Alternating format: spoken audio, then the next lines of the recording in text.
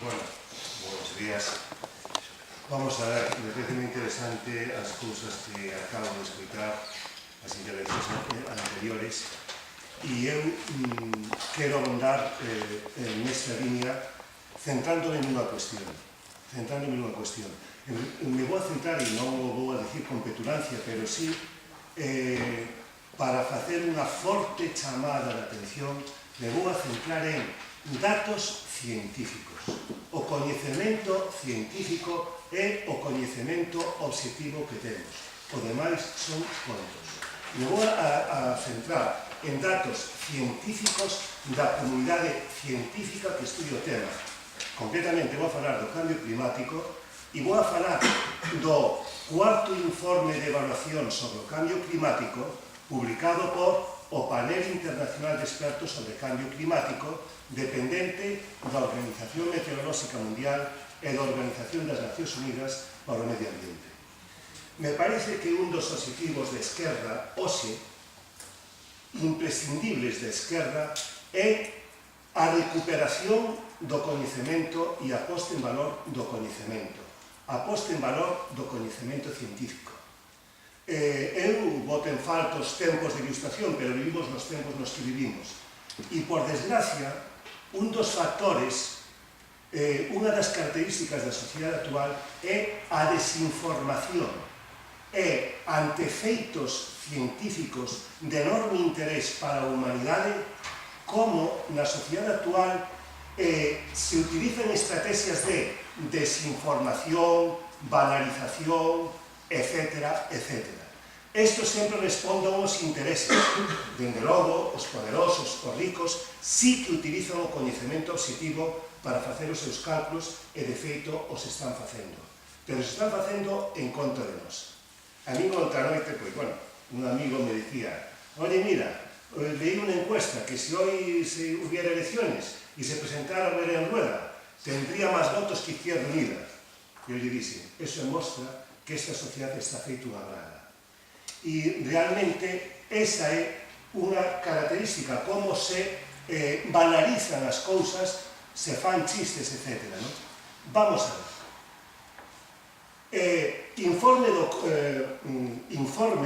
Según este cuarto informe de avaliación, do ano 1906 ao ano 2005 a temperatura media da Terra subiu en 0,74 grados centígrados. Eso é unha barbaridade.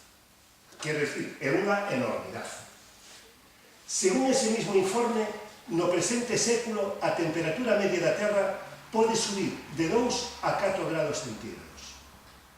Teño que dicir que os informes do Panel Internacional de Expertos de ninguna maneira se pode dicir que pequen de pesimismo, porque están sometidos a fortes presións políticas en donde se intentan maquillar as súas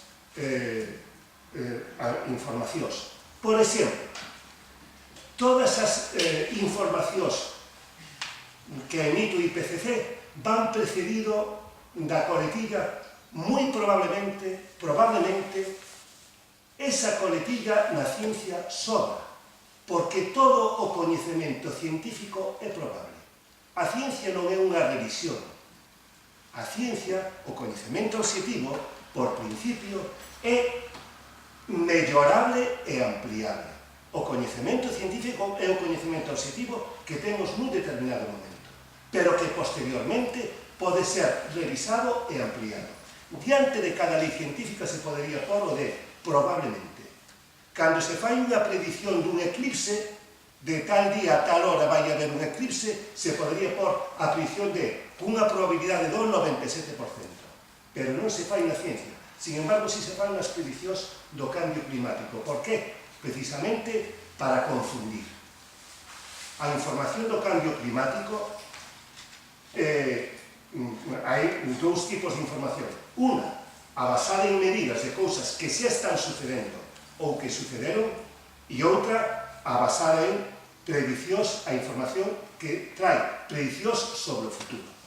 Bueno, pois falando de cousas que xa están sucedendo, o cambio climático xa está sucedendo.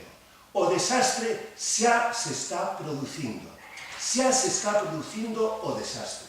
Eu teño aquí un libriño dun catedrático de Física da Atmósfera, Joaquín Catalá, catedrático de Física da Atmósfera da Universidade Complutense de Madrid, que nos anos 80 decía, o que entón se sostiña na física, que unha variabilidade no clima, un cambio climático, outra cousa, cando falamos de cambio climático nos estamos referindo a un cambio do clima rápido, producido polo home.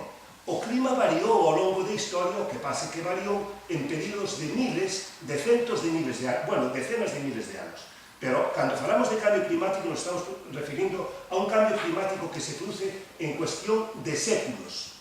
E iso, claro, a humanidade e a naturaleza non o pode soportar.